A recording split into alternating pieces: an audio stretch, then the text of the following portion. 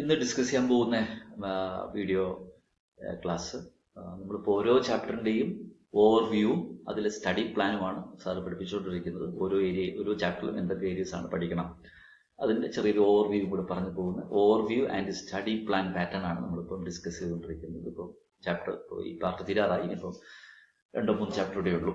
ഇന്നിപ്പോൾ ഡിസ്കസ് ചെയ്യാൻ പോകുന്നത് ഡിവിഡൻഡ് എന്നുള്ള ചാപ്റ്ററാണ്.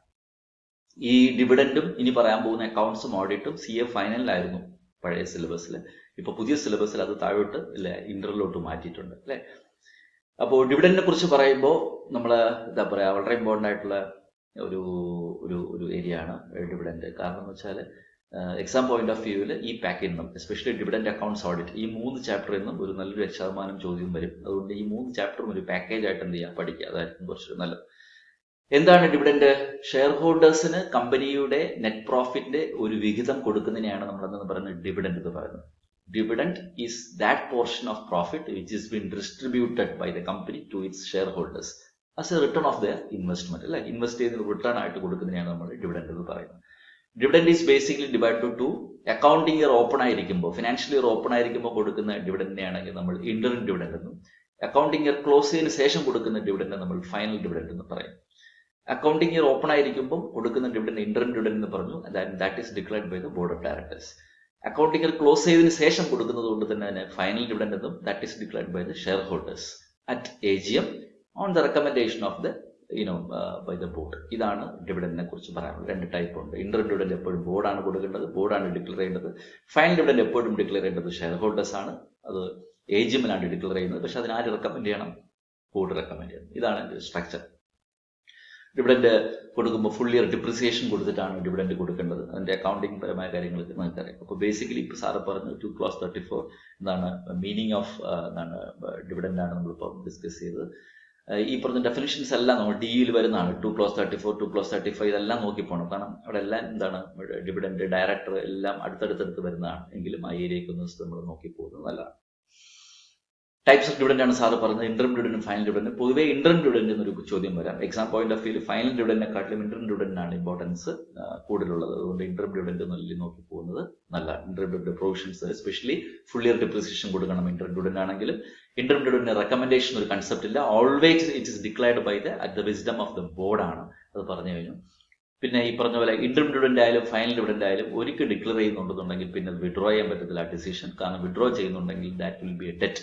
ഷെയർ ഹോൾഡേഴ്സിന് ഒരു കടം തിരിച്ചെടുക്കുന്ന പോലെ, ഡെറ്റ് തിരിച്ചു പിടിക്കുന്ന പോലെ കമ്പനിയും തിരിച്ചു പിടിക്കാൻ പറ്റും. അതുകൊണ്ട് dividend decision once declared by the board, that is interim dividend, and by the shareholders, that is final dividend, cannot be withdrawn because it is a statutory ആയിട്ട് അതൊരു ഒരു ക്ലെയിം ആയി മാറും. അതുകൊണ്ട് അത് വിഡ്രോ ചെയ്യാൻ പാടില്ല എന്ന് പറയുന്നുണ്ട്.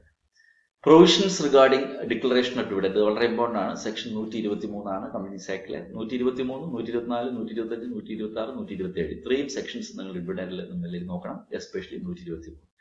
Provisions related to declaration of dividend main ആയിട്ട് പഠിക്കേണ്ടത്. അതിൻ്റെ അകത്ത് 3 സോഴ്സ് പറയുന്നുണ്ട്. Dividend can be declared by current year profit, from current year profit, previous year profit, that is accumulated reserves, പിന്നെ ഗവൺമെന്റ് ഗ്രാന്റ് അത് പറയുന്നുണ്ട്. പിന്നെ അതിൻ്റെ അകത്ത് മെയിൻ ആയിട്ട് പറയുന്നത് ഡിവിഡൻഡ് ഡിക്ലെയർ ചെയ്താൽ 5 ദിവസത്തിനകത്ത് പ്രത്യേക ബാങ്ക് അക്കൗണ്ടിലോട്ട് മാറ്റണം.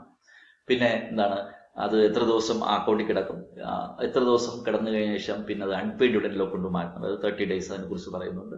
അൺപെയ്ഡ് ഡിവിഡൻഡ് അക്കൗണ്ടിലോട്ട് കിടന്ന് ഈ പറഞ്ഞ പോലെ എത്ര വർഷം കിടക്കണം എന്ന് പറയുന്നത് 7 വർഷം അതിൻ്റെ അകത്തുണ്ട്. അതിനുശേഷം അതിനെ ഇൻവെസ്റ്റർ എഡ്യൂക്കേഷൻ പ്രൊട്ടക്ഷൻ ഫണ്ടിലോട്ട് മാറ്റണം. അപ്പോൾ അതൊരു പാറ്റേൺ ഉണ്ട്. ഡിവിഡൻഡ് പഠിക്കുമ്പോൾ സാർ എപ്പോഴും അഡ്വൈസ് ചെയ്യുന്ന ഒരു കലണ്ടർ പ്രിപ്പയർ ചെയ്യുന്നില്ല, ഒരു പാറ്റേൺ, ഒരു ചാർട്ട് വരയ്ക്കുന്നതാണ്. എത്ര ദിവസത്തിനകത്ത് ബാങ്ക് അക്കൗണ്ടിലോട്ട് മാറ്റണം, എത്ര ദിവസത്തിനകത്ത് അൺപെയ്ഡ് ബാങ്ക് അക്കൗണ്ട്, ആദ്യം പറഞ്ഞത് ഡിവിഡൻഡ് ബാങ്ക് അക്കൗണ്ടാണ്, എത്ര ദിവസത്തിനകത്ത് ഡിവിഡൻഡ് ബാങ്ക് അക്കൗണ്ടിലോട്ട് മാറ്റണം, എത്ര ദിവസത്തിനകത്ത് അൺപെയ്ഡ് ഡിവിഡൻഡ് അക്കൗണ്ടിലോട്ട് മാറ്റണം, എത്ര ദിവസമാണ് IPF ഇൻവെസ്റ്റർ എഡ്യൂക്കേഷൻ പ്രൊട്ടക്ഷൻ ഫണ്ടിലോട്ട് മാറ്റണം എന്നുള്ള പാറ്റേൺ ആയിട്ട് date vice calendar of events വെച്ച് പഠിക്കുന്നത് നല്ലതാണ്. അൺപെയ്ഡ് ഡിവിഡൻഡ് അക്കൗണ്ട് ഞാൻ പറഞ്ഞു. അൺക്ലെയിംഡ് ആയിട്ടും അൺപെയ്ഡ് ആയിട്ടും കിടക്കുന്ന പൈസയെ നമ്മൾ അൺപെയ്ഡ് ഡിവിഡൻഡ് അക്കൗണ്ടിൽ നിന്ന് പ്രത്യേക ഒരു ബാങ്ക് അക്കൗണ്ട് മാറ്റിയത് അങ്ങോട്ട് മാറ്റും. 37 ദിവസമാകുമ്പോൾ ആ അക്കൗണ്ടിലോട്ട് പോകണം. ആ അക്കൗണ്ടിൽ 7 വർഷം കിടക്കും. അതായത് 37 ഡിക്ലെയർ ചെയ്ത് 37+7 വർഷം. അതാണ് അത് ഒന്നിൽ പറഞ്ഞുതരാം. സ്പെഷ്യൽ ബാങ്ക് അക്കൗണ്ട് 5 ദിവസം മാറ്റും. അത് എന്തായാലും പ്രത്യേക ബാങ്ക് അക്കൗണ്ട് മാറ്റിയേ പറ്റൂ. ആ അക്കൗണ്ടിൽ ഈ പറഞ്ഞതുപോലെ തന്നെ 30 ദിവസം കിടക്കും. അവിടെ നിന്ന് 7 ദിവസം കഴിയുമ്പോൾ നമ്മൾ അൺപെയ്ഡ് അക്കൗണ്ടിലോട്ട് മാറ്റും. അപ്പോൾ 37 ആയി. ആ അൺപെയ്ഡ് ഡിവിഡൻഡ് അക്കൗണ്ടിലോട്ട് 7 വർഷം കിടക്കും. അപ്പോൾ 37+7 37 ദിവസവും 7 വർഷമായി. അതിനുശേഷം അതിനെങ്ങോട്ട് മാറ്റണം? സെൻട്രൽ ഗവൺമെന്റ് ഫണ്ടായ investor education and protection fund IEPF ഫണ്ടിലോട്ട് മാറ്റണം. പിന്നെ അവിടെ നിന്ന് നമുക്ക് പൈസ വിഡ്രോ ചെയ്യാൻ പറ്റത്തില്ല. അത് ഇൻവെസ്റ്റർ എഡ്യൂക്കേഷൻ ആവശ്യങ്ങൾക്കും അവയർനെസ്സിനും വേണ്ടി സെൻട്രൽ ഗവൺമെന്റ് ചിലവാക്കും. പിന്നെ ഇമ്പോർട്ടൻ്റ് ആയിട്ടുള്ള സംഭവം റൈറ്റ് ഓഫ് ഡിവിഡൻഡ്. ഈ ഏരിയയൊക്കെ ജസ്റ്റ് ഒന്ന് നോക്കി വെക്കണം. വളരെ ഇമ്പോർട്ടൻ്റ് അല്ലെങ്കിൽ പോലും നോക്കി വെക്കുക. ഏറ്റവും ഇമ്പോർട്ടൻ്റ് ആയിട്ടുള്ളൊരു ഏരിയ ഈ ചാപ്റ്ററിൽ പൊതുവെ ആരും ശ്രദ്ധിക്കാത്ത ഏരിയയാണ് punishment for failure to distribute within 30 days. ഇതിൽ പനിഷ്മെന്റിന്റെ എമൗണ്ട് ഒന്നും ഇന്റർമീഡിയറ്റിൽ ഞാൻ പഠിക്കാൻ പറയുന്നില്ല. എപ്പോ പനിഷ്മെന്റ് വരത്തില്ല എന്നുള്ള section 127. Which are the circumstances in which the officer and directors of the company will not be held liable even though dividend is not given within 30 days. Declare ചെയ്ത dividend 30 ദിവസത്തിനകം ജനങ്ങൾക്ക് ഷെയർ ഹോൾഡേഴ്സിന് കൊടുത്തില്ലെങ്കിൽ പോലും എപ്പോ ഡയറക്ടറും ഓഫീസറും ഡീഫോൾട്ടും ലയബിൾ ആവത്തില്ല എന്നുള്ള സാഹചര്യമുണ്ട്. എക്സാം പോയിന്റ് ഓഫ് വ്യൂ വളരെ ഇമ്പോർട്ടൻ്റ് ആണ്. അതിന്റെ 1-2 കാര്യങ്ങൾ ഞാൻ പറഞ്ഞുതരാം. For example operation of law. നമ്മൾ ഡിവിഡൻഡ് സമയത്തിന് കൊടുക്കാത്തത് വേറൊന്നുമില്ല, ഓപ്പറേഷൻ ഓഫ് ലോ, ഗാർണിഷ് ഓർഡറോ അതുപോലെ തടസ്സങ്ങൾ കൊണ്ടാണ് നമ്മൾ കൊടുക്കാത്തത്. Point number 1. കമ്പനിയുടെ പ്രശ്നമല്ല, ഷെയർ ഹോൾഡേഴ്സിന്റെ ഇൻസ്ട്രക്ഷൻ തന്നതിന്റെ പ്രശ്നമാണ്. എങ്ങനെ കൊടുക്കണം, ഏത് ബാങ്കിൽ കൊടുക്കണം എന്നുള്ളതിനെ കുറിച്ച് കൺഫ്യൂഷൻ ആണ്. It is not the fault of the company. Operation of law പറഞ്ഞു. അടുത്തത് ഈ പറഞ്ഞ പോലെ തന്നെ റൈറ്റ് ടു റിസീവ് ഡിവിഡൻഡിൽ കൺഫ്യൂഷൻ. ആർക്ക് കൊടുക്കണം? ഇപ്പോൾ ഷെയർ ഹോൾഡർ 2-3 നോമിനിയെ പറഞ്ഞു, ഒരു നോമിനിയെ പറഞ്ഞു, പിന്നെ അതിൻ്റെ അത് ലീഗൽ ഹെയർ വന്നു. ആർക്ക് കൊടുക്കും എന്നുള്ളത് കൺഫ്യൂഷനാണ്. പിന്നെ ഒരു റീസൺ വന്നിട്ട് ഷെയർ ഹോൾഡർ ഇങ്ങോട്ട് കുറച്ച് പൈസ തരാനുണ്ടായിരുന്നു. കമ്പനി എന്ത് ചെയ്തു? ഈ ഡിവിഡൻഡ് എമൗണ്ട് അതുമായിട്ട് തട്ടിക്കഴിച്ചു, സെറ്റ് ഓഫ്. അപ്പൊ എന്തായാലും സെക്ഷൻ 127 മറക്കരുത്. ഇന്റർം ഡിവിഡൻഡ് ആണ് ഏറ്റവും ഇമ്പോർട്ടന്റ് ഈ ചാപ്റ്ററിൽ. പിന്നെ പഠിക്കേണ്ടത് ഒന്നുകൂടി പറഞ്ഞാൽ, ഒരു കൺക്ലൂഷൻ ആയിട്ട് പറഞ്ഞാൽ, ഡിവിഡൻഡ് ചാപ്റ്ററിൽ മെയിൻ ആയിട്ട് പഠിക്കേണ്ട ടൈപ്സ് ഓഫ് ഡിവിഡൻഡ് ആണ്. അതിൽ ഇന്റർം ഡിവിഡൻഡ് വളരെ ഇമ്പോർട്ടന്റ് ആണ്. അടുത്ത് പറയേണ്ടത് അതിന്റെ പ്രൊസീജിയർ ആണ്. പ്രൊസീജിയറിൽ ടൈം ലിമിറ്റ്സ് വളരെ ഇമ്പോർട്ടന്റ് ആണ്, എസ്പെഷ്യലി അൺപെയ്ഡ് ഡിവിഡൻഡിനെ കൊണ്ട് മാറ്റുന്ന കാര്യം. പിന്നെ അവിടെ നിന്ന് ഇൻവെസ്റ്റർ എഡ്യൂക്കേഷൻ പ്രൊട്ടക്ഷൻ ഫണ്ടോട്ട് മാറ്റുന്ന കാര്യം. അതായത് ഇങ്ങനെയാണ് എന്റെ കാൽക്കുലേഷൻ. 7 ദിവസം, 30 ദിവസം, 7 വർഷം. 7 ദിവസം, 30 ദിവസം, പിന്നെ 7 വർഷം. എല്ലാം കൂടെ കൂട്ടും 7 വർഷം 37 ദിവസം കഴിയുമ്പോൾ ഇൻവെസ്റ്റർ എഡ്യൂക്കേഷൻ പ്രൊട്ടക്ഷൻ ഫണ്ടിലോട്ട് പോകും. പിന്നെ ഇമ്പോർട്ടൻ്റ് ആയിട്ടുള്ള ഏരിയ ആണ് ഞാൻ പറഞ്ഞത് പനിഷ്മെന്റ്. വളരെ വളരെ ഇമ്പോർട്ടൻ്റ് ആണ് ഈ സംഭവം. പനിഷ്മെന്റ് എസ്പെഷ്യലി 30 ദിവസം കൊടുത്തില്ലെങ്കിൽ എന്ന രീതിയിൽ പ്രാക്ടിക്കൽ ക്വസ്റ്റ്യൻ, കൊടുത്തില്ലെങ്കിൽ ലയബിലിറ്റി എപ്പോൾ വരത്തില്ല എന്നുള്ള പ്രാക്ടിക്കൽ ക്വസ്റ്റ്യൻ ഇൻസ്റ്റിറ്റ്യൂട്ട് പലവട്ടം ചോദിച്ചിട്ടുണ്ട്. വളരെ ഇമ്പോർട്ടൻ്റ് ആണത്. അതിന്റെ സാഹചര്യങ്ങൾ സാർ നേരത്തെ എക്സ്പ്ലെയിൻ ചെയ്തു, സെക്ഷൻ 127. അപ്പോൾ ഓൾ ടുഗദർ ഈ ചാപ്റ്റർ കമ്പാരിറ്റീവ്ലി ഇൻട്രസ്റ്റിംഗ് ചാപ്റ്റർ ആണ്. കുറച്ചൊരു പുതിയ കാര്യങ്ങൾ, ഒരു പക്ഷേ ഇന്റർമീഡിയറ്റ് ലെവലിൽ പുതിയൊരു കാര്യമാണ്. ഡിവിഡൻഡ് കൊടുക്കുന്നത് എങ്ങനെ, എത്ര സമയത്തിന് കൊടുക്കണം, അൺപെയ്ഡ് ഡിവിഡൻഡ് എന്ത് ചെയ്യണം, ഇന്റർം ഡിവിഡൻഡ് എന്തിനാണ് കൊടുക്കുന്നത്, ഇന്റർം ഡിവിഡൻഡ് ഫൈനൽ ഡിവിഡൻഡ് വ്യത്യാസം എന്താണ് എന്നുള്ള കാര്യം. പിന്നെ അൾട്ടിമേറ്റ്ലി ഡിക്ലെയർ ചെയ്ത് 30 ദിവസത്തിനകത്ത് കൊടുത്തില്ലെങ്കിൽ എന്താണ് പെനാൽറ്റി, അങ്ങനെ കൊടുക്കാതിരുന്നാൽ പോലും പെനാൽറ്റി വരാത്ത സാഹചര്യങ്ങൾ ഏതൊക്കെയാണ്. ഇത്രയുമാണ് ഈ ചാപ്റ്ററിൽ വളരെ ഇമ്പോർട്ടൻ്റ് ഏരിയ. നല്ല രീതിയിൽ പഠിച്ചിരിക്കണം.